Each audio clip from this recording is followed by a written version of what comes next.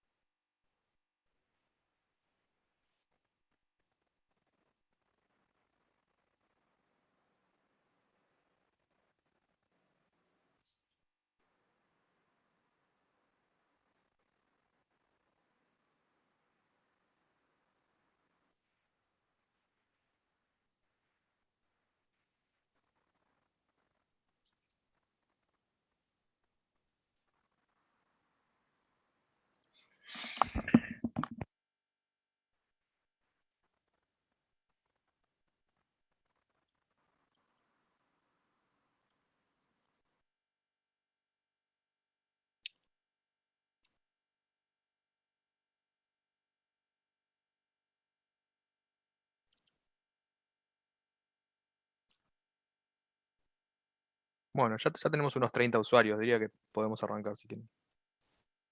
Bueno, empezamos entonces. Mauricio, ¿estás? Bien, Pronto. perfecto. Nada, les doy la bienvenida a este curso de la tarde sobre realizabilidad. Bueno, es un placer tener como docente de este curso a Mauricio Guillermo. Mauricio es profesor en la Facultad de Ingeniería de la Universidad de la República de Uruguay. Y bueno, tiene una larga trayectoria en el trabajo de realizabilidad, desde su tesis de maestría y la tesis de doctorado que hizo en París 7, trabajando con Krivin, con Jean Krivin, en temas de realizabilidad.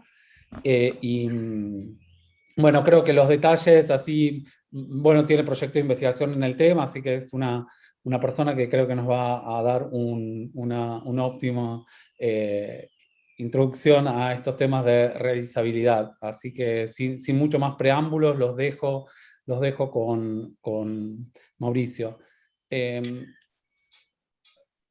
Una sola cosa que voy a decir de organizativo, si no después Mauricio se lo decís vos. Recuerden que no vamos a responder preguntas a través del canal de YouTube, nosotros no lo vamos a estar monitoreando. Si necesitan comunicarse o hacer alguna pregunta que les parezca fundamental, la pueden hacer a través de Discord. Vamos a estar varios mirando ese canal y si de alguna manera si hay alguna pregunta que nos parezca que pueda ser relevante en ese momento de ser respondida, se la vamos a pasar a Mauricio, pero en general vamos a evitar pasar muchas preguntas si hay cuestiones muy, muy puntuales. Y tal vez después Mauricio, antes del break o antes de la finalización del curso, o inclusive después a través de Discord, les va a ir respondiendo. De alguna manera para manejar la complejidad que tiene esto de que seamos muchos usuarios en la clase. Nada más, Mauricio, te dejo la pantalla. Bueno, muchas gracias, Hernán. Quiero aprovechar antes de empezar para agradecer la invitación a participar de esta escuela. Para mí es realmente un placer, un honor haber tenido la oportunidad bueno, de presentar este curso y bueno, espero que sea de utilidad. Lo que quiero desde ya avisar, el programa es bastante extenso. La idea es hacer un curso panorámico, o sea, nadie va a salir de este curso con una solvencia técnica ninguno de los temas que vamos a abordar. La idea es mostrar una panorámica, un cierto barniz cultural general sobre el tema, lo cual no quiere decir que no vayamos a, de alguna manera, probar un poquito algunas cosas, algunas técnicas, a los efectos justamente de ejemplificar. Sí, no, pero no es obviamente no se puede en estos tiempos que tenemos disponibles, en este tiempo que tenemos disponible, profundizar mucho en la técnica de ninguno de los temas. Bueno, yo digo, mi formación es de matemático y lo que he hecho en mi vida es ingresar en estos temas desde la matemática, pero esto tiene varias puntas, varios abordajes, o sea, la realizabilidad es informática teórica también. Yo no soy informático, aclaro, porque puedo de alguna manera ser un poco rústico en mi manera de expresar las ideas que tienen que ver con la informática. Pido disculpas desde ya, esta es una escuela de informáticos, no de matemáticos a priori, pero bueno, aviso que mi formación básica es en matemática. Lo otro, esto tiene también, porque es lógica y fundamentos de la matemática, entonces tiene una pata muy sólida, muy fuerte, muy profunda, históricamente en la filosofía de la ciencia y en los fundamentos de la matemática. Bueno, tampoco soy un especialista en esas cosas, sin embargo, a un nivel relativamente amateur, me he metido en ese tipo de cuestiones, tratando sobre todo como de tener una inmersión, digamos, en el estado mental que corresponde a esa temática, pero digamos, no, tampoco soy un tipo solvente de filosofía y sin embargo voy a tener que hablar de algunas cosas que tienen que ver con la filosofía de la matemática en particular. Bueno, hechos esos descargos, vamos a empezar. Bueno, la realizabilidad se puede trazar, digamos, a la batalla filosófica, digamos, batalla muy entre comillas, ¿no? Pero la discusión, más bien diría, prefiero usar esa terminología filosófica entre formalismo e intuicionismo de las escuelas de Hilbert y de Brouwer a principios del siglo XX, ¿sí? Entonces, yo simplemente quiero hacer una enumeración de cosas, no soy un pensador profundo en esos temas, ni cosa que se parezca, pero quiero decir, esto no ocurre sin contexto, o sea, ocurre como toda cosa, como todo hecho histórico y cultural, ocurre en un contexto, ¿sí? El siglo XIX es el siglo de los grandes logros científicos, tecnológicos de la humanidad. Cuando uno mira hacia atrás, digamos, lo que pasó con ese siglo XIX en el desarrollo tecnológico, bueno, es razonable pensar que mucha gente tuviera la saludable, la razonable, no sé si saludable, más bien diría razonable sospecha de que la humanidad iba a llegar a tener respuestas acabadas a todos los problemas, ¿sí?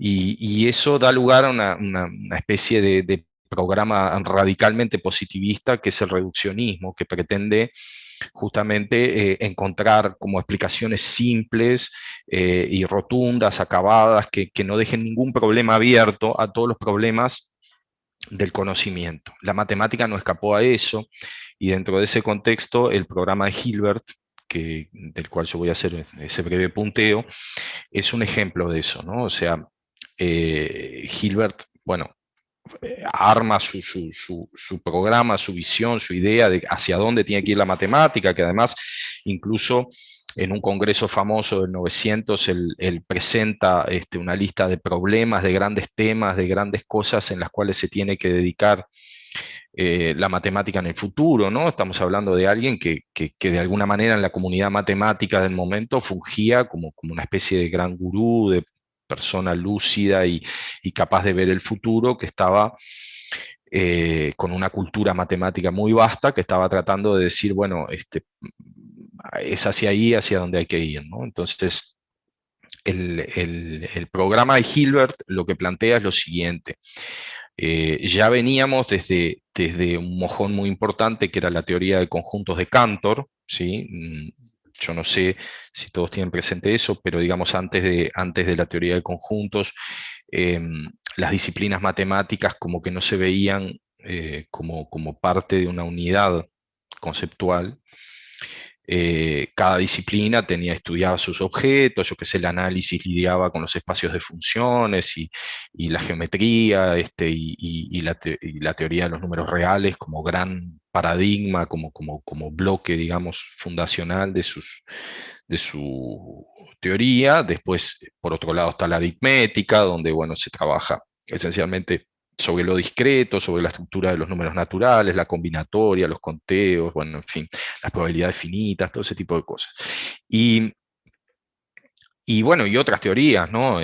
Por supuesto, matemáticas. El punto es que cuando Cantor formula su teoría de conjuntos, esencialmente lo que plantea es, bueno, para trabajar con cualquier teoría matemática, con cualquier presentación de esa teoría, lo único que se necesita es tener una axiomática que controle la noción de pertenencia. Si uno entiende lo que son los conjuntos y lo que es la pertenencia, si uno logra manipular esas ideas bien, entonces puede hacer cualquier teoría matemática ahí adentro. O sea, cualquier teoría matemática vive ahí adentro, se puede describir, se puede definir en términos de la teoría de conjuntos, ¿sí? Entonces, hay una frase que, que se atribuye a Hilbert que decía: nadie quiere abandonar el paraíso que que Cantor construyó para nosotros, y ese paraíso era la teoría de conjuntos.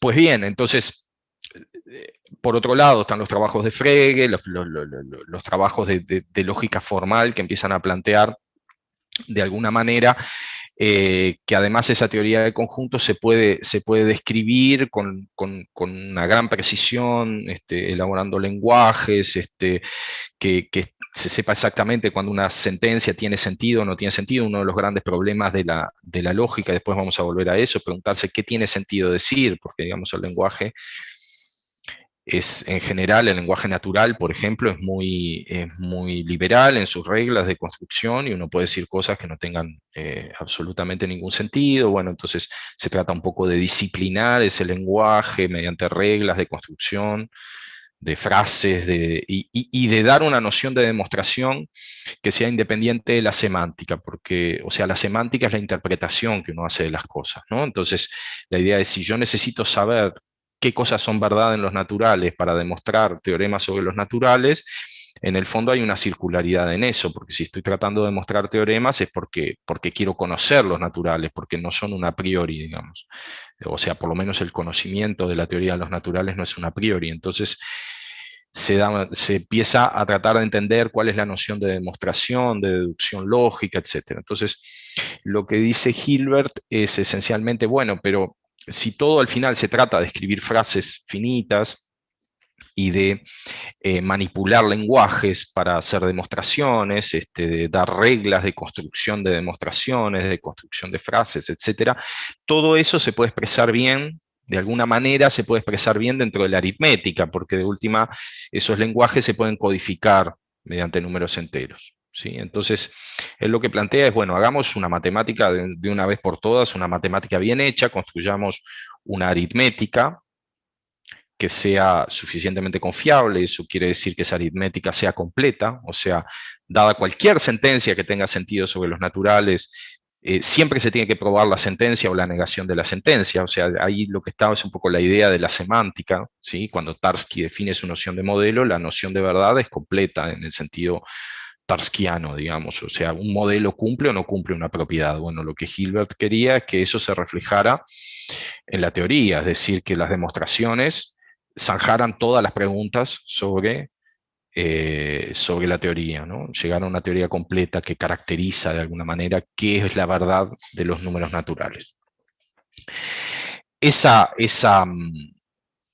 mecanismo, además de demostración, tenía que ser capaz de ser codificado dentro de la teoría, justamente para poder probar su propia consistencia, ¿sí? Entonces Hilbert lo que dice, bueno, quiero un sistema completo, consistente, pero que además dentro de la propia aritmética, observen la circularidad de la idea, yo pueda probar dentro de la propia aritmética la sentencia aritmética que refleja la propiedad. En esta teoría no se puede derivar una contradicción, ¿sí? Entonces es como un proyecto muy radical de decir, vamos a encontrar una teoría que de una vez por todas no tengamos ninguna duda sobre su corrección, digamos, ¿sí?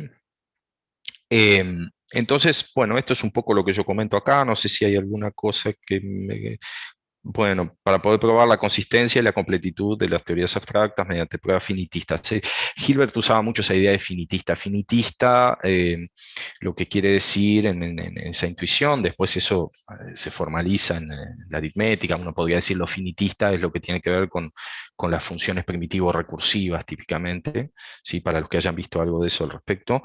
Pero digamos, en esa época, todas estas nociones es interesante porque al mismo tiempo que es gente que quería formalizar con un rigor extremo las cosas, también manejaba en un sentido muy intuitivo las ideas, qué cosa es un cálculo, qué cosa es un cálculo finitista. Bueno, finitista quiere decir, yo hago cuentas con números naturales y esto yo sé que va a terminar siempre, que no se me va a colgar el cálculo, digamos, como se cuelgan las computadoras hoy en día. Bueno,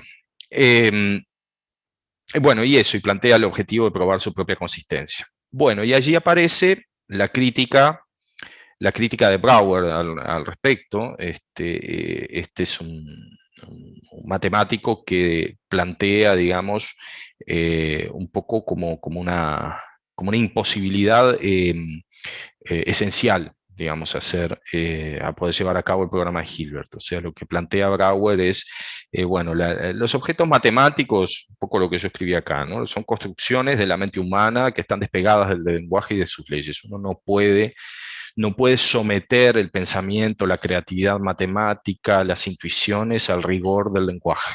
¿Tá? O sea, el lenguaje es como desde la perspectiva de Brouwer, es como un rudimento que permite de alguna manera orientarse y poder hacer ciertas cosas, pero siempre hay como puntos ciegos que el lenguaje nunca va a poder echar luz sobre ellos y que por lo tanto esa matemática es de alguna manera siempre inasible, es como algo que uno intenta comprender pero que nunca comprende del todo.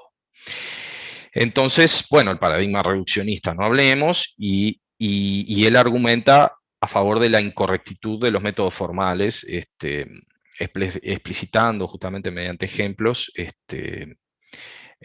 bueno, cuestiones que él considera que son, y ahora después vamos a hablar de eso con cuidado, vamos a mirar algunos ejemplos, que él considera que son la prueba de que cuando uno hace razonamientos formales, en el fondo está razonando sobre la nada, digamos. Entonces, están estas dos publicaciones. Yo les recomiendo a quienes tengan el gusto de leer este tipo de cosas que lean la primera, Life, Art and Mysticism. Esta es una publicación del año 5, no es de matemática, ¿tá? Pero habla sobre la matemática, es metamatemática. ¿Tá? Pero no solo, habla de la ciencia, del conocimiento, en fin, es filosofía, en realidad no es. O sea, es realmente filosofía de la ciencia. Para tratar de imbuirse, yo he tratado de hacer eso, para, no sé, tratar de sentir el aroma, si se quiere, de esa filosofía, porque obviamente es algo que me resulta ajeno, pero que me parece que a veces está bueno hacer como ese esfuerzo de inmersión, de entender cómo pensaba Brouwer, ¿sí? Y después, en el segundo, que yo mencioné acá, de 1908, Los dudosos principios de la lógica, ahí él ya lo que plantea son este tipo de ejemplos que yo mencioné acá abajo, o sea, ya está dirigido mucho más a un público matemático, a decirles, lo que están haciendo no tiene sentido, miren, yo voy a hacer estos razonamientos con los principios que ustedes usan y les voy a mostrar que eso no funciona. Dicho esto, Brouwer se ganó la vida, digamos, consiguiendo un cargo por la matemática que hizo que no respondía a los principios de él. ¿Sí? Después, al final, les voy a mencionar justamente una entrevista que se hizo a una colega que trabajaba con él, donde describe justamente esa especie de paralelismo, digamos, entre el Brouwer conocido del análisis, que es un Brouwer clásico que hace la matemática que el mainstream de la época aceptaba, y el Brouwer filósofo de la matemática que rechazaba sus propios teoremas. Es bien interesante. Bueno, ¿qué diablos son los teoremas no constructivos? Vamos a entrar en eso. Quiero decir, el intuicionismo es como una versión radical del constructivismo. De paso, quiero mencionar que no andaba solo Brouwer en estas cosas, estaban los matemáticos soviéticos también metidos en este tema. Y ahí vuelvo a lo mismo, que a mí por lo menos me gusta tratar de entender un poco esos contextos, porque creo que echan un poco de luz de por qué las cosas son como son. O sea, o fueron, como fueron, mejor dicho. La ciencia soviética, de alguna manera, estaba también en ese momento lanzada en un proyecto muy importante de basarse en principios constructivos para comprender el mundo, porque entendía que su manera de hacer ciencia tenía que escapar del idealismo como corriente filosófica, ¿sí? La idea de que existen cosas ideales, perfectas, y que uno las trata de entender, sino pasar a un contexto en el cual las cosas que existen son las cosas que el ser humano es capaz de construir. Entonces,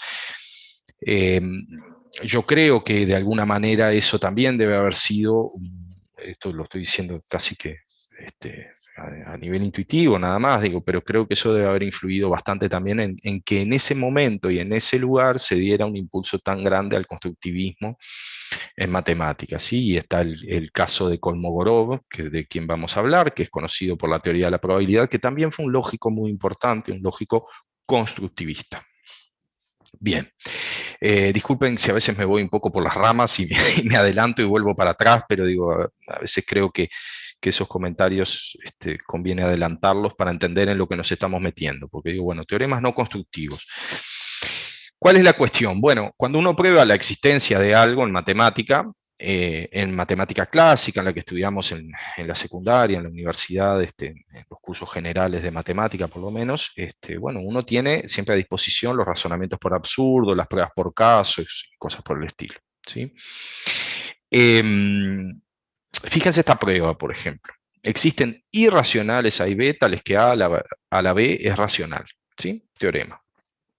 Entonces, yo puedo hacer una prueba por casos, es decir, bueno, primer caso, si raíz de 2 a la raíz de 2 es racional, bueno, está probado eligiendo A y B como la raíz de 2. Los dos son irracionales, A a la B es racional, porque estoy suponiendo que es racional.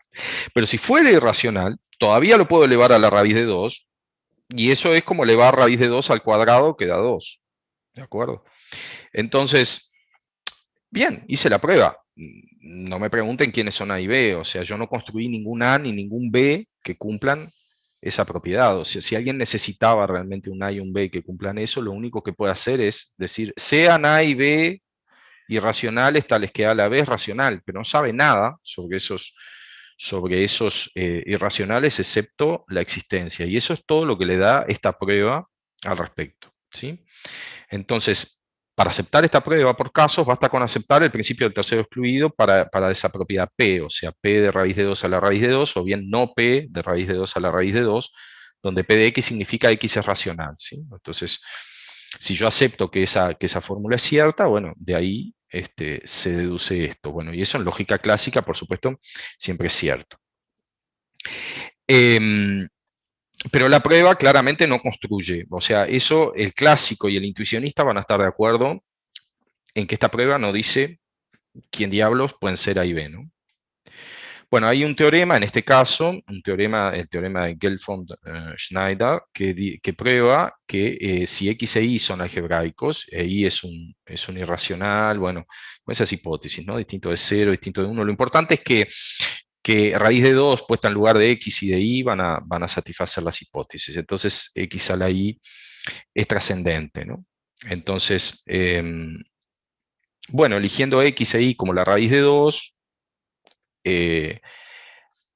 justamente con este teorema lo que se prueba es que raíz de 2 a la raíz de 2 es trascendente y por lo tanto es irracional, ¿sí? Y eligiendo B como la raíz de 2, entonces tenemos una AB irracionales, no, tenemos un A y un B irracionales. Bueno, voy descubriendo typos en mis slides. Tal que A a la B es racional. O sea, en definitiva, la prueba lo que hace es probar que en esta discusión por casos, lo que es cierto es el segundo caso, ¿sí? O sea, que raíz de 2 a la raíz de 2 es irracional, y que por lo tanto lo que hay que elegir es A como raíz de 2 a la raíz de 2 y B como raíz de 2, ¿sí? Que fue exactamente lo que escribí acá. Está bien, el único typo que tengo ahí es ese. Bien. Bueno, y entonces, lo que comento es que, digo, como comentario un poco al costado de esto, es que el séptimo problema de Hilbert consiste en responder justamente si el teorema de Gelfond-Schneider es cierto o no. Eso tiene que ver con los problemas esos que yo les comenté que había formulado Hilbert a principios del siglo XX, ¿sí? En el Congreso de París. ¿Sí? Bueno, y la primera respuesta a este problema corresponde al matemático soviético Alexander Gelfond en el 34, e independientemente en el 35 el matemático alemán Theodor Schneider prueba el mismo resultado. Otro comentario que está bastante claro hoy en día, que buena parte de la academia soviética y la academia no soviética no comunicaban mucho, digamos. Si bien había cierto nivel de comunicación y había matemáticos no soviéticos que leían los trabajos de los soviéticos y viceversa, es muy común que pasara ese tipo de cosas, que habían descubrimientos que se daban en paralelo de un lado y del otro. Bien. Vamos a otro ejemplo donde no vamos a tener tanta suerte. Al menos uno de los reales, E más pi y E por pi, es trascendente. ¿Sí? Si ninguno de los dos fuera trascendente, entonces podríamos construir ese polinomio que está ahí, que tiene raíces E y pi, y probamos que E y pi son algebraicos mediante justamente ese polinomio. ¿Sí? O sea, que sean algebraicos quiere decir que son raíces de algún polinomio justamente donde los coeficientes no son trascendentes, ¿no? Entonces, para aceptar esta prueba, por absurdo, basta con aceptar lo siguiente, que si no es cierto, no A y no B, entonces se deduce A o B. ¿De acuerdo? Si ustedes ven esa afirmación, o sea, la afirmación A es E más pi es trascendente y la afirmación B es E por pi es trascendente. Entonces, de acuerdo, la prueba lo que hace es argumentar así. Dice, bueno, si ninguno de los dos es trascendente, entonces llega una contradicción, que es la negación que está acá afuera. O sea, supongo que E más pi no es trascendente y que E por pi no es trascendente, llega una contradicción, ¿no? Entonces eso es la negación que está acá. O sea, probé que esto es cierto, lo que está a la izquierda, y entonces de ahí deduzco que A o B es cierto. Si ustedes se fijan, lo que está escrito ahí es la codificación usual en lógica, digo, quienes lo hayan visto, la codificación usual de la disyunción en términos de la conjunción. Ustedes saben que yo de las conectivas adecuadas, digamos, si ustedes eligen la negación y la conjunción, por ejemplo, con eso tienen la disjunción, ¿no? Y viceversa. Y bueno, es simplemente un razonamiento por dualidad cuando uno trabaja en lógica clásica. Bueno, lógica intuicionista y en general en las teorías constructivas, esto no es equivalente. O sea, lo que está a la izquierda es más débil que lo que está a la derecha. Lo de la derecha implica lo de la izquierda, pero no al revés. ¿Sí? Y bueno, y de nuevo la prueba no dice cuál de los dos es trascendente, pero digamos al día de hoy, por lo que pude averiguar, no se sabe si E más pi es trascendente o si E por pi es trascendente. Esos son problemas abiertos, pero bueno, si uno adopta la postura de un matemático clásico, uno sabe que al menos uno de los dos es trascendente por la prueba que está ahí. Si uno adopta una postura constructiva, en los hechos no sabe. Bueno, vamos a seguir. Otro ejemplo muy lindo, muy interesante, creo que de los más instructivos, es el juego de la tableta de chocolate. Entonces, bueno, vamos a imaginarnos el siguiente juego. Esto es muy lindo porque además es un juego, yo lo he ensayado con gente que no se dedica ni a la matemática, ni a la lógica, ni a la informática, ni nada de eso, y digo, incluso con niños, y es hasta divertido para pasar el rato. La idea es, ustedes toman una cuadrícula, ¿sí? En general rectangular, y pintan una esquina de un color diferente, y dicen, bueno, esta esquina está envenenada, ¿no? Entonces, el mecanismo es el siguiente. A cada turno, los jugadores no pueden pasar, todos tienen que comer algo. Entonces, lo que tienen que hacer es ir a una parte del chocolate que va quedando, donde hay efectivamente un cuadrado, y decir, bueno, me paro acá, por ejemplo, en este cuadrado que está acá, y voy a comer todo lo que está hacia la izquierda de ese cuadrado y hacia arriba del cuadrado. ¿Sí? Entonces es como que uno va haciendo cortes en L, digamos, de la tableta, y se va generando como posiciones intermedias, como escaleras así, de esta forma, ¿no? Y obviamente la gracia está en no ser el que se envenena. ¿Y cuándo es que uno se envenena? Cuando no tiene más remedio. Si a mí me dan algún cuadrado que no sea este de la esquina, yo me salvo porque puedo comer algo que no implica ya sea este que está acá o este que está acá o este que está acá, digamos. Puedo comer algo que no implica comerme la esquina envenenada. Pero si el otro jugador me dejó solo la esquina envenenada, bueno, como no puedo pasar, tengo que comer, me voy a envenenar, ¿sí? Entonces, vamos a mirar un poquito, no arranca en la posición inicial, el jugador 1 corta la tableta allí, el jugador 2 corta ahí, estoy poniendo un ejemplo simplemente, el jugador 3 corta acá, y este es el dibujo de posición intermedia que habíamos visto recién.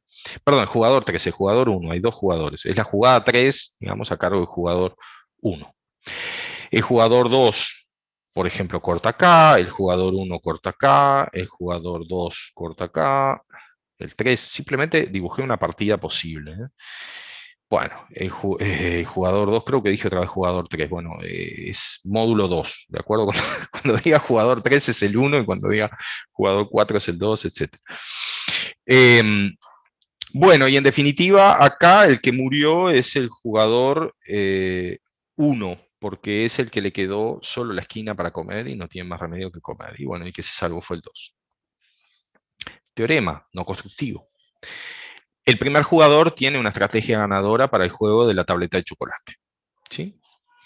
Bueno, el juego es finito, bueno, y tiene información simétrica, las hipótesis de la teoría del juego, yo no quiero entrar en eso, pero digamos, este juego tiene una estrategia ganadora para alguno de los dos jugadores, ¿sí? Necesariamente uno o el otro tienen alguna manera, obviamente estoy haciendo un razonamiento donde no estoy exhibiendo una prueba ni nada, pero digo, es, es un razonamiento a priori clásico, o sea, yo estoy diciendo, bueno, uno o el otro tiene que ganar porque, bueno, en esas secuencia de pasos finitos, o bien es cierta la afirmación de que el primer jugador tiene la estrategia ganadora, o bien es cierto que el otro tiene una estrategia ganadora porque quiere decir que se puede defender de cualquier cosa que haga el primero. Grosso modo, la idea de la prueba es eso. Bueno, si el segundo jugador tiene una estrategia ganadora, vamos a hacer una prueba por absurdo de que es el primero, ¿verdad? ¿De acuerdo? Recapitulo. El juego tiene una estrategia ganadora para uno de los dos jugadores. Supongamos que no es el primero, entonces es el segundo el que tiene la estrategia ganadora. Entonces vamos a razonar así. Si el segundo jugador tiene la estrategia ganadora, entonces lo vamos a usar para que nos enseñe a jugar. Le vamos a comer la esquina, la primera esquina superior izquierda, y entonces el segundo jugador va a hacer algo, va a jugar algo, y como tiene estrategia ganadora, él puede ganar jugando esa jugada. Ahora, ¿qué es lo que pasa?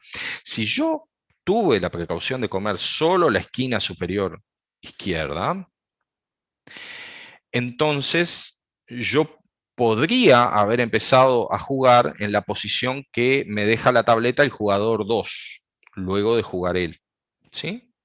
Entonces quiere decir que en realidad yo podría haber adoptado la estrategia del jugador 2. Y a partir de ahí es como que nos cambiamos los roles, ¿de acuerdo? Repito, o sea, yo juego esta esquina,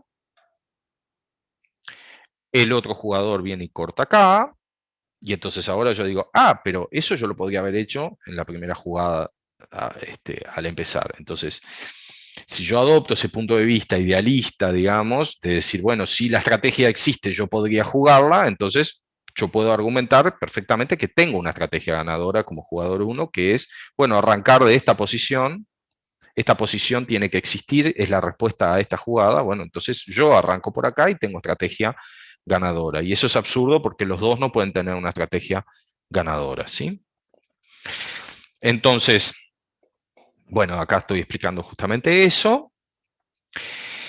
Ahora bien, para aceptar esta prueba por absurdo, basta con aceptar lo que está escrito ahí, donde P de X significa la estrategia X es ganadora para el jugador 1. ¿Qué es lo que estoy diciendo acá? Lo que estoy diciendo es, supongo que ninguna estrategia X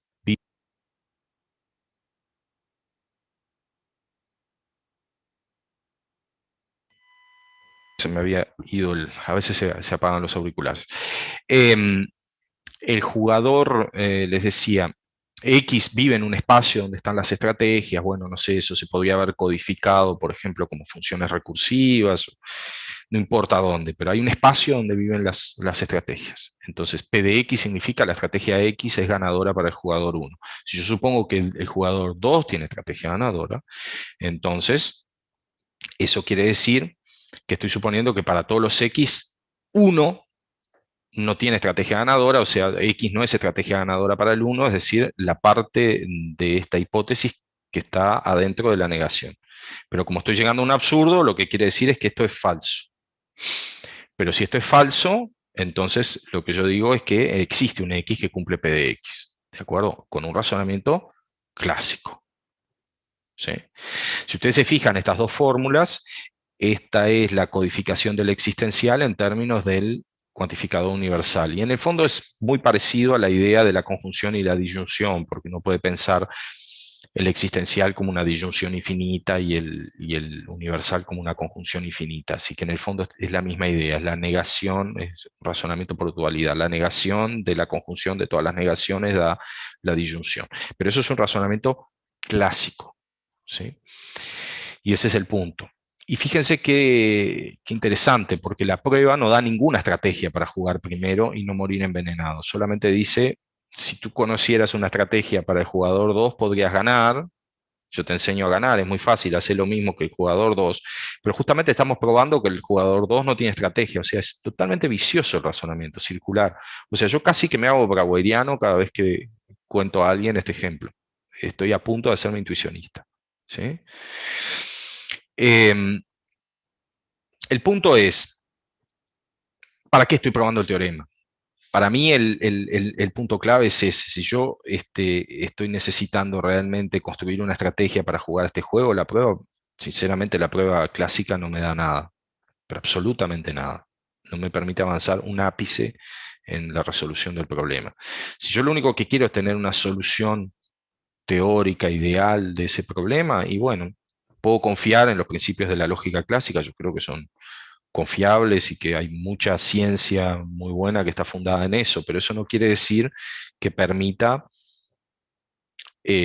obtener cosas utilizables, digamos, objetos, construir objetos matemáticos, justamente porque no pretende eso, pretende solamente argumentar en un mundo ideal cómo que tienen que ser las cosas. ¿Sí?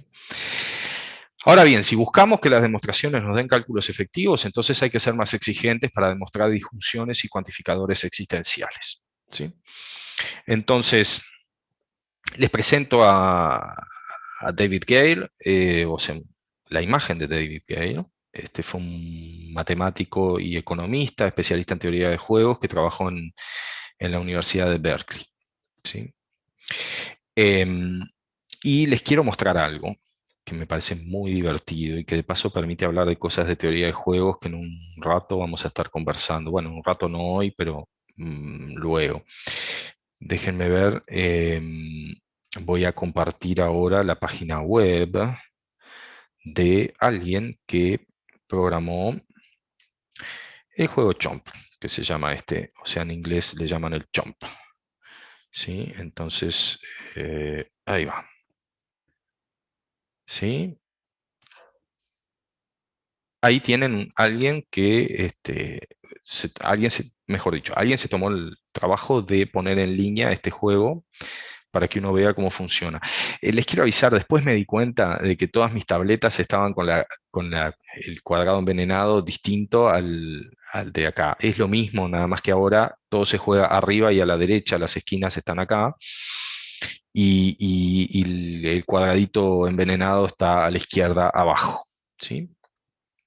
Entonces, ¿cómo se juega esto? Bueno, yo vengo y como acá, el adversario come ahí, yo vengo y como acá, el adversario come ahí, yo vengo y como acá, bueno, el adversario comió allí, etcétera. En general, si uno juega y no hace un esfuerzo grande de imaginar lo que va a pasar, siempre gana la máquina. Y eso que yo tengo estrategia ganadora, observen que me da a mí, me da la mano para jugar. Entonces, fíjense lo que pasa. Yo voy a hacer lo siguiente, voy a abrir ahora dos chomps. en paralelo. ¿Quieren ver en acción la demostración clásica? Bueno, hacen esto. Vienen y juegan acá, y el adversario jugó acá. Entonces ahora vienen de este lado y juegan acá. Acá, este jugó acá, entonces yo vengo y le copio la jugada al tablero de la derecha. Entonces el de la derecha me jugó acá, yo vengo y copio la jugada acá. Acá, si hay algo que está claro, es que en uno de los dos tableros voy a poder ganar, ¿sí? Entonces juego acá, el adversario jugó ahí, yo vengo, juego acá, el adversario jugó acá, yo ahora vengo y copio y juego acá. Bueno, me ganó del lado izquierdo, pero yo le gané del lado derecho. ¿Está? Esa cuestión de hacer dialogar dos jugadores, digamos, eso se llama copycat. Es lo que representa la función identidad cuando uno intenta hacer una semántica de juegos para la lógica, ¿no? O sea, si uno intenta interpretar demostraciones, bueno, eso corresponde esencialmente a la regla del axioma, ¿sí? Nosotros no vamos a entrar mucho en eso, pero un poco sí. Yo voy a volver a los slides. El principio es, o sea, la función identidad, que es algo que tiene un input y un output. ¿Sí? Ustedes reciben algo de un lado, pum, y lo transmiten del otro. ¿Sí? Entonces, si ustedes piensan las funciones como una especie de caja negra, tiene una entrada, tiene una salida, bueno, la identidad es simplemente conectar, como poner un cable donde hay un input y un output. Ahora, en el mundo de los juegos, todo el mundo tiene inputs y outputs. ¿Sí? Entonces, la idea es que es como una identidad reversible, que cuando uno le habla a esa identidad, la identidad de esa pasa para el otro lado lo que recibe y viceversa, escucha del otro lado y devuelve, o sea, va para los dos lados, ¿sí? Y esa identidad reversible es copycat. Y si ustedes hacen jugar una estrategia contra ella misma, en uno de los dos lados le van a ganar. Y esa es la gracia. Y en eso consiste la demostración. Ahora, imagínense que si en una semántica razonable de teoría de juegos, digamos, asociada a la lógica, eso corresponde a la regla del axioma, realmente esa demostración como tal, como construcción, no aporta nada. O sea, consiste en decir que vos podés ponerte en el medio, por ejemplo, entre una máquina de café y un usuario de la máquina de café y emular para la máquina de café, emular al usuario, y para el usuario, emular la máquina de café. Uno le pide la ficha al usuario, la pone en la máquina de café, recibe el café y se lo pasa al usuario. Entonces uno como que los emula a los dos, pero en realidad no está haciendo nada, sencillamente replica lo que otros hacen, ¿no? Bueno, entonces ahora vamos a ver un ejemplo braueriano. ¿Sí? Y acá la cosa ya se pone un poquito más radical. O sea, esto está hecho para hacer proselitismo intuicionista. ¿Sí? Veamos. Definimos la siguiente fórmula. G de n es la fórmula. N es mayor que 2, estamos en la aritmética. N es mayor que 2 y n es par, implica que existen P y Q primos tales que n es P más Q. Bueno, la afirmación «todos los naturales cumplen esto» se llama conjetura de Goldbach. Eso es un problema abierto, uno de los problemas más célebres que hay abiertos en teoría de números, y bueno, siempre hay gente trabajando en esas cosas, como pasaba con el teorema de Fermat hasta hace unos 20 años más o menos. Entonces, imagínense que definimos una sucesión de la siguiente manera. En cada n, esa sucesión vale 0, si para todos los k más chicos que n, o sea, si hasta n, la conjetura de Goldbach es cierta.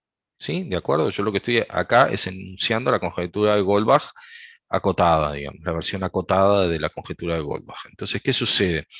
Ese enunciado abierto, infinito, ahora se transforma en un enunciado finito que yo puedo verificar mediante una función primitivo-recursiva, de hecho, que puede ser muy compleja, todo lo que uno quiera, pero digamos, si a mí me dan un natural, yo puedo saber si es suma de dos primos o no, mecánicamente y en tiempo finito, y eso va siempre a terminar. Así que se puede saber si esta sucesión vale 0 o 1, porque lo que hay que hacer es una exploración en un árbol finito, que yo tengo un algoritmo de decisión para ese árbol. ¿Sí?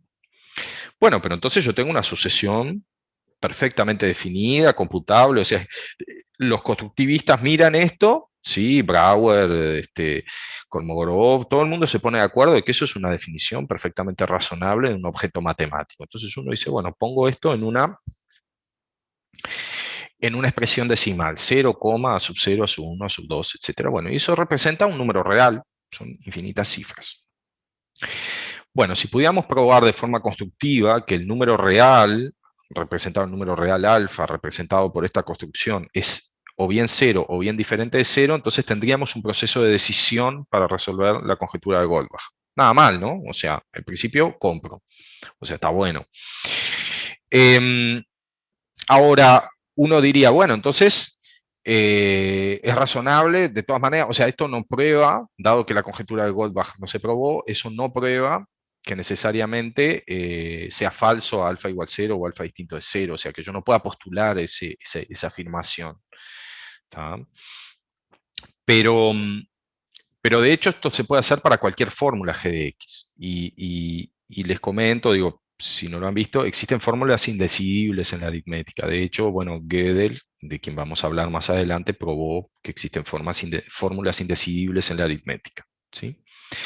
Entonces, observen cuál es la contradicción. Si existen fórmulas tal que por ningún proceso finitista se puede saber si es verdadera o falsa, entonces yo no tengo ningún proceso finitista para saber, constructivo, digamos, para saber si este número real alfa es 0 o es distinto de 0, cuando pongo justamente una g que no se deja decidir por ningún proceso finitista, porque justamente si no se deja decidir por ningún proceso finitista, no me permite saber si esa sucesión a partir de un cierto natural es 1, ¿sí? O no.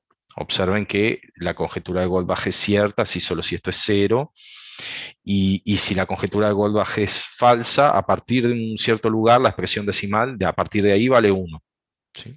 Así que hay dos posibles valores para ese número, es 0 bueno, dos posibles valores no, pero quiero decir, el otro valor posible es una sucesión de ceros que se hace 1 a partir de una cierta posición. Bueno, entonces, en análisis constructivo, digamos, no se puede, no es un teorema que para todo x es 0 o x es distinto de 0. Ya no es más un teorema. Y lo mismo para la tricotomía, por el hecho de que no se puede saber si algo es 0. ¿Tá? Sin embargo, en los enteros, en los naturales, en los enteros y en los racionales, como la cantidad de información que tienen, yo no necesito trabajar con expresiones decimales, puedo trabajar esencialmente con pares de naturales o con pares de naturales cuando codifico los racionales como fracciones. Entonces, ahí sí se puede saber de manera finitista si algo es 0 o no es 0, y hay tricotomía y hay todo, ¿no? Entonces, observen que si bien digamos, ese gap no lo tengo a nivel de los naturales, los enteros o los racionales, cuando quiero hacer análisis, cuando quiero entrar en el mundo de los números reales, bueno, el mundo constructivo es muy arduo, ¿no? Y existe toda una rama de la matemática que es el análisis constructivo, que, bueno, tiene que lidiar con este tipo de dificultades, que hay muchas cosas muy básicas que uno aprendió en la secundaria que ya no funcionan, ¿sí? Entonces, esto era de alguna manera un ejemplo un ejemplo braueriano justamente, donde Brouwer lo que intentaba era decir, bueno, pero ¿qué es esta historia de que todo real es 0 o es distinto de 0? Miren, yo puedo hacer una definición en la cual realmente no hay ningún proceso, y el punto está en qué es lo que uno acepta como demostración, no hay ningún proceso que él consideraba suficientemente seguro, razonable, que permita concluir que un real dado, ese real que construyó, es 0 o que es distinto de 0. ¿Sí? En la época que Brouwer planteaba esto, esta cuestión de las fórmulas indecidibles todavía no estaba clara, o sea, después vino el teorema de Gödel, ¿no? Pero sí se sabía que había teoremas muy arduos, muy difíciles, que tendrían un proceso de decisión por este mecanismo, y eso era ya suficientemente sospechoso. Bien, bueno, acá lo que les mencionaba, hay una entrevista en las noticias de la AMS que les recomiendo mirarla. Es una entrevista bastante general sobre la vida, un poco en el instituto en el que trabajaba Brouwer, pero yo traje este párrafo en inglés, tal cual está allí, donde dice, bueno, esencialmente que si bien las contribuciones por las que es conocido Brouwer son en topología, él nunca quería enseñar esa matemática, que era la matemática que lo había hecho famoso y que le había permitido tener su puesto, sino que su pasión era la fundación intuicionista de la matemática. Em, y él no creía que sus resultados fueran ciertos en un sentido trascendente, digamos, ¿no? O sea, hay una búsqueda como de un pensamiento trascendental sobre las cosas, de decir, bueno, está bien, yo jugué el juego con las reglas que ustedes quieren, yo sé hacerlo, acá lo hice, bueno, ahí tienen los teoremas que a ustedes les gustan, pero miren que eso no tiene sentido, esa era un poco la postura de Brouwer, según esta colega que cuenta su contacto directo con él, porque trabajó con él durante años y bueno, en esa entrevista del 97 lo pueden leer, se los recomiendo. Bien, bueno, acá vamos a salir ya de todo este preámbulo, filosófico, histórico, de meterse de inmersión en la problemática y vamos a empezar a trabajar un poquito más en detalle. Hay dos nombres nuevos que aparecen ahí, uno es Hating, el otro es Kolmogorov, que yo ya lo había mencionado. Sobre Hating quiero mencionar una anécdota que es muy conocida. Hating fue alumno de Brouwer, ¿sí? Allen Hating.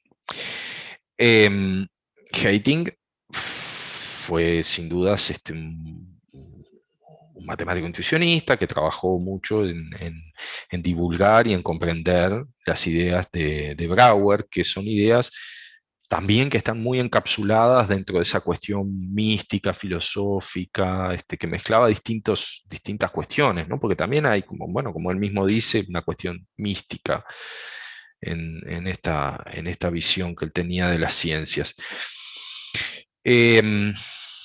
Hating lo que descubre en un momento, trabajando con los formalismos de Gensen sobre el cálculo de secuentes, lo que él descubre es que de alguna manera el tipo de razonamientos que valida Brouwer no es que no se puedan formalizar, es que simplemente tiene menos reglas, es un sistema lógico, y bueno, nosotros ahora en un ratito lo vamos a ver, pero es un sistema lógico tan formal como la lógica clásica, solamente que tiene menos reglas y por lo tanto tiene menos teoremas, menos demostraciones, o sea, hay menos axiomas, de hecho, no es tanto reglas, sino axiomas que uno acepta, ¿sí? Entonces, Hating formaliza lo informalizable, digamos, la teoría que nace para combatir el formalismo termina siendo comida por su propio adversario y metabolizada bajo una forma de teoría formal simplemente distinta, es otro formalismo. ¿Tá? Eso significó una ruptura personal muy grande entre Brouwer y Hating, al menos eso es lo que se cuenta. Brouwer estaba furioso de que Hating hubiera planteado las cosas de esa manera, porque él entendía que de todas maneras su visión de la matemática, no es que dudara de lo que había hecho Hating formalmente, y seguramente él entendía perfectamente que eso estaba bien, pero que de todas maneras eso no capturaba realmente su filosofía, ¿no? O sea, digo, no es el tema, o sea, cómo vas a divulgar esto que va en contra de lo que yo digo, sino más que nada un tema, por lo que he leído al respecto, un tema de que no es así como hay que entenderlo. O sea, mi crítica es mucho más fundamental, no va a una cuestión meramente procedimental de cómo se arma una demostración matemática y cuáles son las matemáticas que se aceptan, sino que filosóficamente está mal buscar reducir las demostraciones a algoritmos. Bien, entonces, presentado Hating, Kolmogorov, bueno, ya habrán escuchado hablar de él, es un probabilista, es el fundador de la teoría analítica de la probabilidad. Sí, la probabilidad es una rama muy vieja de la matemática, pero quien entendió que era una parte de la teoría de la medida, hasta donde yo sé, fue Kolmogorov. Pero Kolmogorov también trabajaba en los fundamentos de la matemática y bueno, se le ha dado en llamar semántica de Brouwer-Haitink-Kolmogorov a lo siguiente que les voy a mostrar aquí en este punteo. ¿Cuál es la idea? La idea es dar una noción intuitiva para explicarle a otra persona qué tipo de cosas acepta un matemático intuicionista, ¿no? Entonces uno dice, bueno, ¿qué es probar P y Q? Bueno, es dar un par de demostraciones, ¿sí? Observen que todo el énfasis está en la constructividad. Es dar un par de demostraciones A y B, donde A es una prueba de P y B es una prueba de Q. Eso es probar P y Q. Acá otro typo, Q mayúscula. Bueno. Dar una prueba de P o Q, y miren que acá está, o sea, acá está una de las partes cruciales, dar una prueba de P o Q, es dar un par, donde o bien la primera componente es 0 y la segunda componente es una prueba de P, o bien la primera componente es 1 y la segunda componente es una prueba de Q. O sea, en definitiva lo que estoy diciendo es que cuando a mí me dan una prueba de P o Q, en realidad me están dando o bien una prueba de P o bien una prueba de Q y además me están diciendo qué es lo que están probando. O sea, yo puedo discernir cuando me dan una prueba de P o Q si es P o es Q lo que se cumple. Si no, no me están probando P o Q. ¿Sí? Ahí está toda la fuerza de lo constructivo y también en el existencial, tal como lo veníamos anunciando. Bueno, una prueba de la implicación es un cálculo que transforma pruebas de P en pruebas de Q. O sea, en definitiva, la idea es que cuando yo quiero demostrar que P implica Q, lo que tengo que hacer es tratar de transformar un argumento de P en un argumento de Q. Entonces, evidentemente la idea de, no hay pruebas de Q, entonces no hay pruebas de P, no es equivalente a esto, ¿de acuerdo? O sea, yo estoy dando un cálculo efectivo que permite a partir de pruebas de P construir pruebas de Q. ¿Sí? Para el existencial, bueno, misma historia que para la disjunción. Es el mismo tratamiento, de hecho, pero pensando en una disjunción infinita. O sea, me dan un par donde uno de los elementos, uno de las componentes, la primera componente de ese par es un elemento de D, del dominio de interpretación, donde yo estoy considerando que varían los X, y B es una prueba de que, de que A satisface P. Otro typo. ¿Sí? ¿De acuerdo? O sea, me dan un elemento que es lo que normalmente se llama el testigo y una prueba de que el testigo cumple la propiedad. ¿Sí? Eso se le llama usualmente el testigo, el witness en inglés. Bueno, y una prueba para todo XD es también una interpretación funcional, o sea, es un espacio de funciones que transforma cosas de D en pruebas de que esa cosa de D satisface la propiedad P y bottom no tiene demostraciones. Bueno, esa es un poco la intuición que intenta transmitir esta noción de semántica. ¿Sí? Observen que en ningún momento estoy construyendo un sistema de demostraciones formal ni nada. Estoy diciendo cómo recursivamente las cosas se van reduciendo a otras cosas, pero no estoy diciendo en ningún lugar, definiendo un lenguaje así preciso de demostraciones. ¿Sí? Bueno, y la fórmula no P es una abreviación de P implica bottom. ¿Está? Bottom, pero bottom no tiene demostraciones, entonces acá aparece una cuestión fundamental. ¿Qué cosa es la negación? ¿Sí? Creo que sí, en la siguiente slide es lo que planteo. ¿Cuál es la semántica de la negación de una fórmula? Bueno, y ahí aparece un personaje que está pensando. Fíjense, un espacio de funciones con el codominio vacío. ¿De acuerdo? Porque lo que estoy diciendo es eso, la flecha es un espacio de funciones, lleva demostraciones de P en demostraciones de lo que no se puede demostrar. ¿Sí? Entonces, si P tiene al menos alguna prueba, entonces P implica bottom, no tiene pruebas. Y si P no tiene pruebas, entonces cualquier transformación de pruebas es una prueba de no P, porque cualquier función restringida al conjunto vacío lleva los elementos del vacío en el vacío. ¿De acuerdo? O sea, en definitiva, lo que hay es una degradación de la información cuando uno piensa en términos constructivos. Cuando uno introduce una negación, transforma un enunciado rico, que tiene ciertas cosas como demostraciones. Piensen que esas demostraciones son argumentos, en un rato se van a llamar realizadores, pero digamos, piensen que esas pruebas, entre comillas, tienen toda la riqueza de la complejidad de una prueba matemática. Y de repente yo les digo, bueno, y en términos de pruebas, ¿qué es lo que significa la negación? Ah, eso como tiene pruebas es el conjunto vacío. Bueno, ahora yo les tiro un enunciado matemático que no tiene demostración. Bueno, ¿y qué significa la negación de ese enunciado? Ah, la negación es nada, cualquier cosa sirve para probar la negación. Entonces, cuando yo tomo una doble negación, como la fórmula es una negación, entonces lo que yo hago es transformar las demostraciones de A, o sea, cuando yo pienso el conjunto de demostraciones que tiene una fórmula A y el conjunto de demostraciones que tiene su doble negación, ¿sí?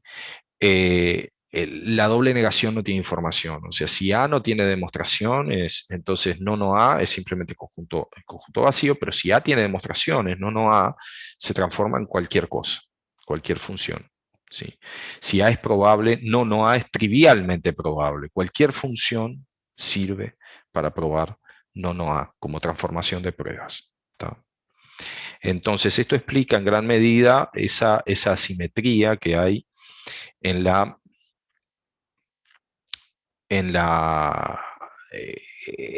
las cuestiones estas que vimos hoy. Déjenme ir un poquito para atrás. ¿Por qué estas fórmulas que están con negaciones adelante no implican su versión dual sin las negaciones?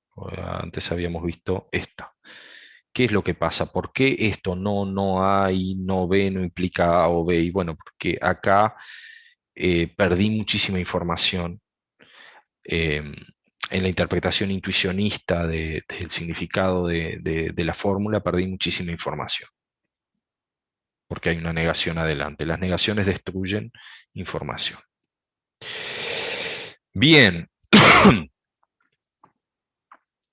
vamos a seguir por acá. Entonces, bueno, construir una prueba de no A partir de una prueba de A es directo, porque la identidad lo hace, podemos probar uniformemente que A implica no A. ¿Sí? O sea, pasar de A a no A, eso siempre sucede. En cambio, una prueba de no A no tiene información sobre A.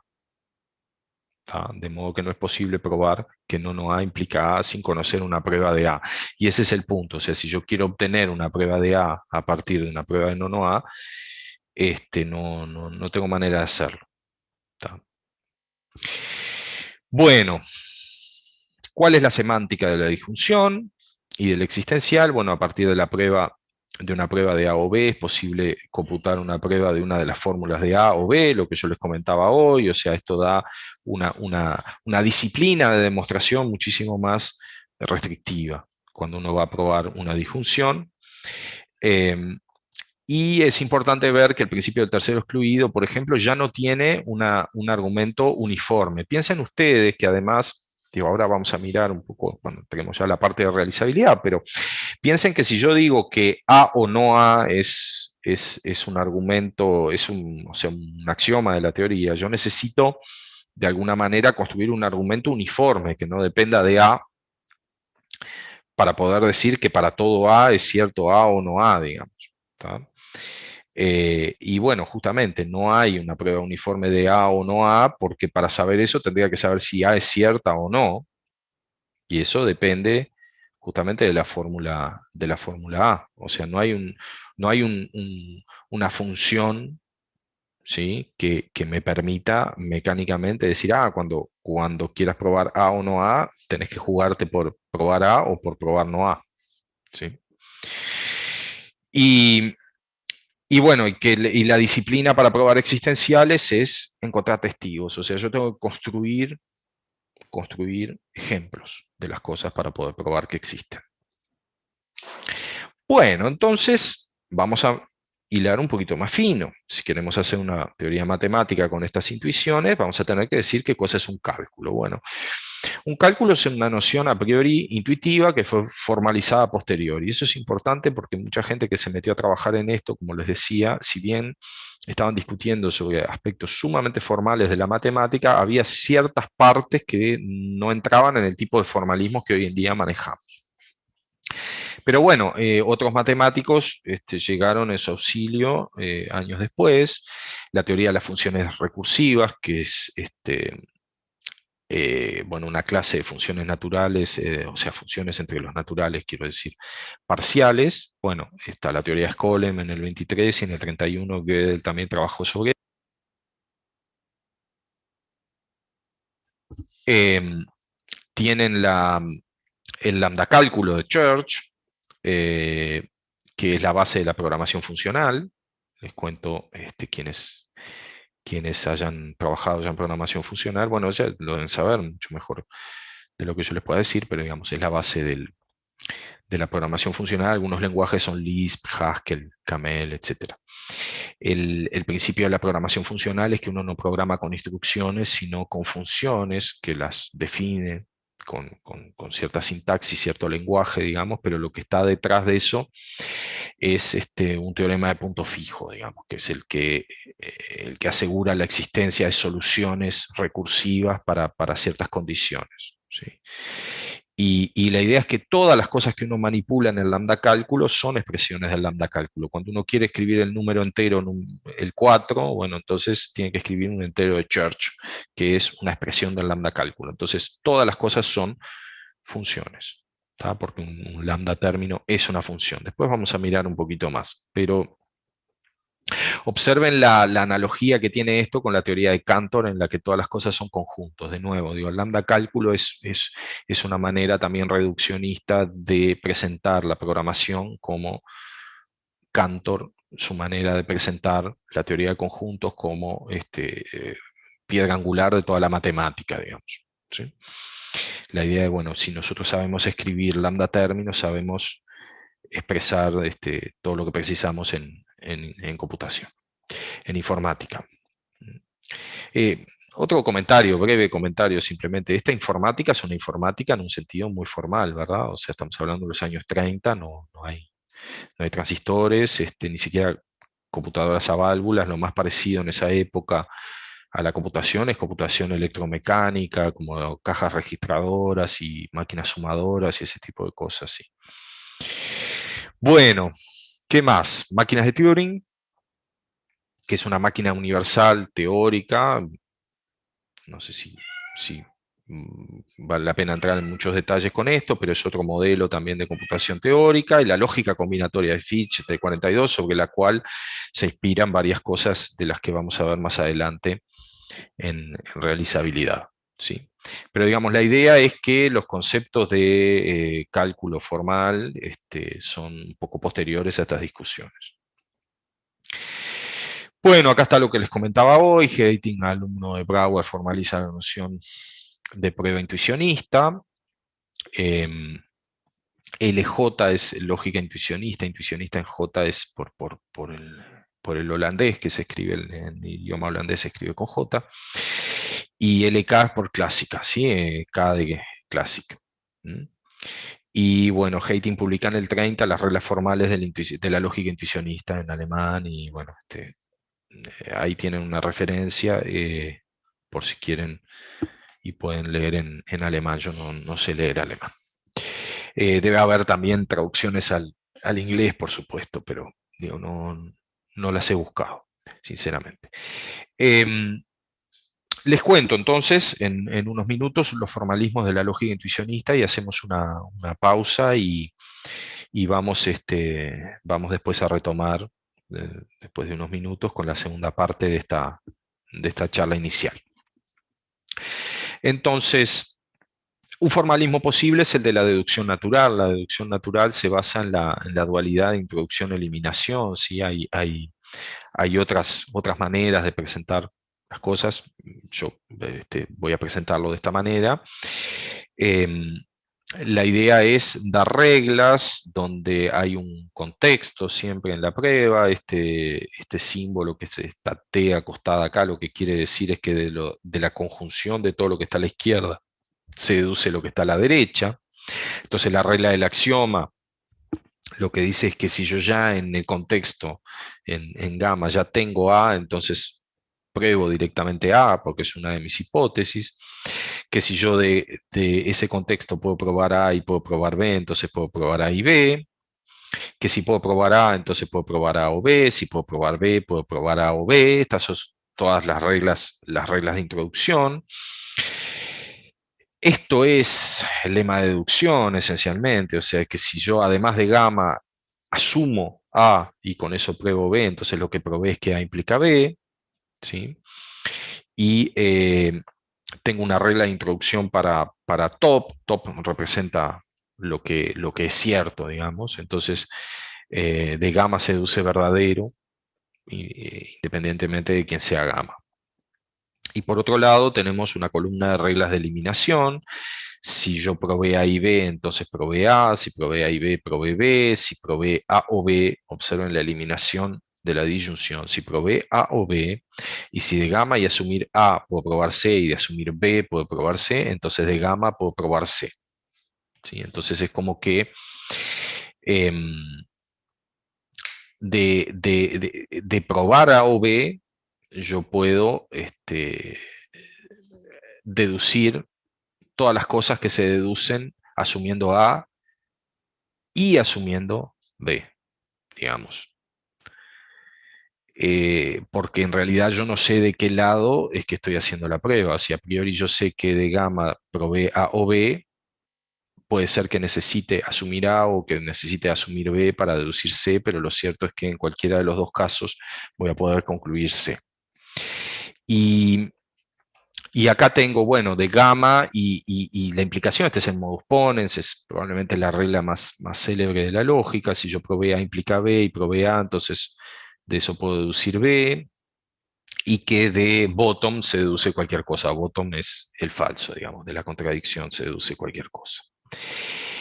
Bueno, y tenemos reglas de introducción y eliminación también para el cuantificador universal y para el cuantificador existencial, y bueno, y son clásicas, ¿no? O sea, la idea, bueno, clásica si uno ha visto este tipo de cosas, cuidado con esta restricción. Grosso modo lo que dice esto, pero es muy natural cuando uno hace demostraciones. Grosso modo lo que dice esto es que si yo de gamma probé la propiedad A, y si X no es un parámetro que aparezca en las hipótesis, o sea, si yo no estoy acá particularizando, poniéndole ciertas propiedades a ese X del lado de mis premisas, de mi contexto, entonces efectivamente probé que todos los X cumplen A. O sea, la idea es cuando ustedes van a probar que todos los X cumplen A, ustedes lo que no van a asumir nada sobre X para probar que todos los X cumplen A. ¿Sí? Si ustedes del lado izquierdo del símbolo tesis, ese que está ahí, de esa T acostada, están suponiendo algo sobre X, o sea, X aparece libre de ese lado, quiere decir eso, hay alguien que está hablando de X, del lado izquierdo, entonces no pueden deducir que todos los X cumplen la propiedad A, porque son los X que cumplen lo que está del lado izquierdo, ¿verdad? Es para esos nada más para los que vale la prueba. Y hay por dualidad una regla que se replica del lado de la eliminación, también una restricción que es esta que está acá. Pero antes quiero leerles qué es lo que dicen estas reglas. Esta, bueno, es la regla de introducción del para todo. La eliminación es, bueno, perdón, voy de este lado. La eliminación es si yo probé que todos los X cumplen A, si yo sustituyo X por algún elemento que yo pueda designar en el lenguaje, eso normalmente se llama un término. Por ejemplo, si yo estoy trabajando en aritmética, es una expresión que yo puedo escribir usando el cero y el sucesor, o sumas y productos de ceros y sucesores, o lo que sea que me fije como lenguaje de partida. Pero digamos, yo en mi prueba formal puedo sustituir este X por un término concreto del lenguaje. Y bueno, la introducción del existencial, observen que es una regla donde implícitamente yo acá construí un testigo y entonces, o sea, yo probé que hay un cierto término T que lo pude escribir, que lo pude designar en mi lenguaje que cumple la propiedad A y entonces probé que existe un X que cumple A.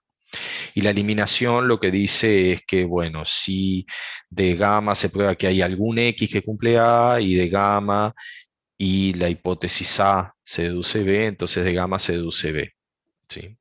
Y tiene esta misma, por simetría, tiene esta misma, hay que ver que eso también es necesario, pero digamos, esta misma restricción tiene que ver con la generalidad de ese razonamiento de que uno no esté suponiendo del lado de acá, que uno no esté suponiendo del lado del contexto gamma ni del lado de B nada sobre X. ¿Sí? Bueno, intuitivamente estas reglas son correctas con la semántica de Brouwer-Hetting-Kolmogorov. ¿Sí? O sea, la idea es que efectivamente la noción de demostración que dimos ahí se corresponde con esta algoritmia. O sea, yo lo que estoy diciendo, por ejemplo, acá es que para construir una prueba de A y B, lo que tengo que tener es una prueba de A y una prueba de B y formarme un par ordenado. Bueno, pero en esta regla justamente lo que hago es a partir de una prueba de A y una prueba de B, construyo una prueba de A y B, y por lo tanto el par ordenado está implícito ahí en el hecho de que preciso esta componente del par y esta componente del par, bueno, etcétera. O sea, uno puede mirar estas reglas y comparar con BHK y ver que efectivamente hay una consistencia en eso. O sea, en el fondo esto como que expresa de alguna manera esos procesos de cálculo que construyen pruebas a partir de pruebas. ¿Sí? Y ese es el punto de esa semántica, digamos. Bueno, y la lógica intuicionista, entonces, tiene ciertas restricciones, como yo les comentaba hoy, sobre implicaciones que estamos muy acostumbrados en el mundo clásico. Por ejemplo, que A implica no A, ningún problema, pero de no A no se prueba A. Que A implica B, implica que no B implica no A, pero de no B implica no A no se deduce A implica B. Observen que nos quedamos sin las pruebas por contraposición. El famoso, bueno, quiero probar que si pasa tal cosa, entonces pasa todo. Supongamos que no pasa la tesis. Bueno, llega una contradicción, bueno, pero no tengo cómo pasar de acá para acá. Y yo les propongo como ejercicio que entiendan lo que esto significa en términos de BHK para hacerse una idea de cuál es la obstrucción real que hay en toda esta columna de flechas que hay aquí, ¿sí? Observen además, por ejemplo, no A o B es una codificación que funciona para escribir A implica B en lógica clásica. En lógica intuicionista es más fuerte que A implica B, pero A implica B no implica no A o B, porque es incapaz la implicación de darme o bien una prueba de no A o bien una prueba de B. O sea, el compromiso cuando yo pruebo un condicional, si A, entonces B, es construir una función que me permite pasar de A a B, de pruebas de A a pruebas de B, pero no es darme un algoritmo para saber si A se cumple o no se cumple, o si B se cumple o no se cumple. Sin embargo, la disyunción me obliga a dar una prueba de no A o dar una prueba de B. ¿Sí? Entonces, no tengo esa capacidad, digamos, en términos de cálculos constructivos.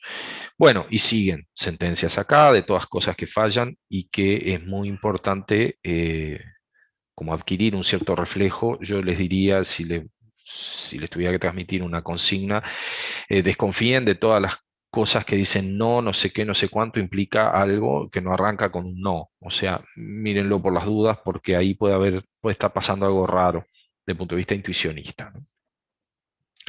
Sin embargo, fíjense que hay cosas que andan bárbaro, como por ejemplo que no A es equivalente a la triple negación de A. Y ahí, ¿qué es lo que pasa? No A implica A, no funciona más, pero si yo meto negaciones de los dos lados, bueno, acá hice suficiente daño en toda la información que había, introduciendo negaciones, como que ahora ya no hay problema. No A y no A son equivalentes. ¿Sí?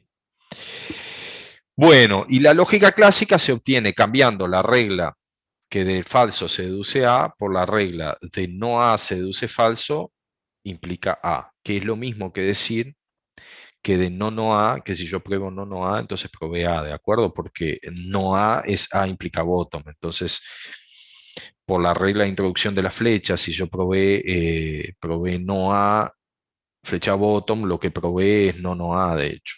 ¿Tá? Entonces, si yo cambio en el sistema formal, cambio esta regla que dice de falso se deduce cualquier cosa por de no A se deduce falso, entonces A, transformo la lógica intuicionista en lógica clásica con este sistema formal. En definitiva, esa es un poco la piedra angular de la presentación de Hating, es decir, bueno, esto es lo mismo excepto por esta regla.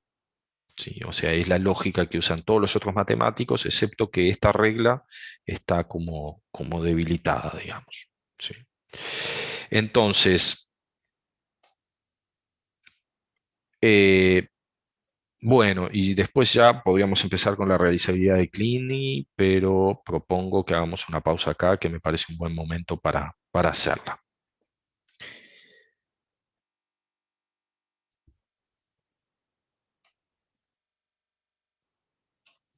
Bueno, cortamos la transmisión Sí. y les pasamos un nuevo link en ¿cuánto? ¿10 minutos, Mauricio?